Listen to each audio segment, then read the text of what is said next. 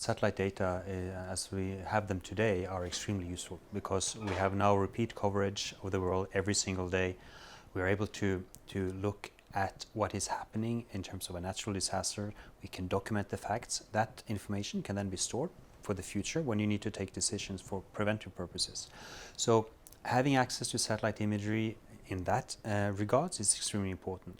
Another aspect is, of course, combining information. You can have information about population distribution, about terrain, about land cover, about storm tracks in the past, and predicted storm tracks, especially looking forward.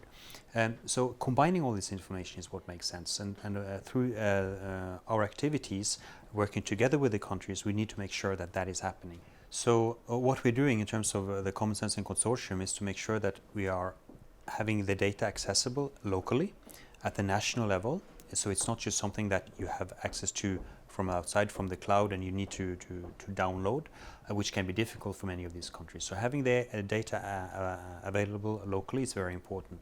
And then to train the people on how to make use of the data. So one thing is the data, another type is the information you need to extract from the data.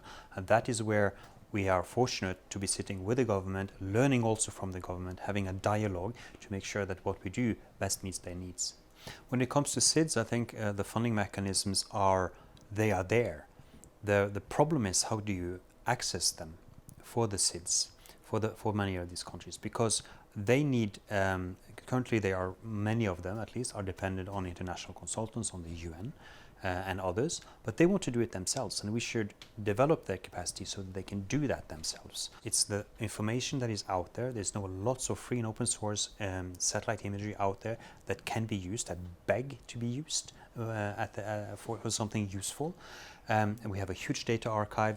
We have lots of information available, so that we have to leverage, and we may need to make sure that that information, those skill sets, are transferred to the local to local use, and to the people who are today experiencing climate change, that are today faced with, are we going to live here next year or not? Do we have to move? So time is running. We have to make use of the data. They are available. Let's just do it.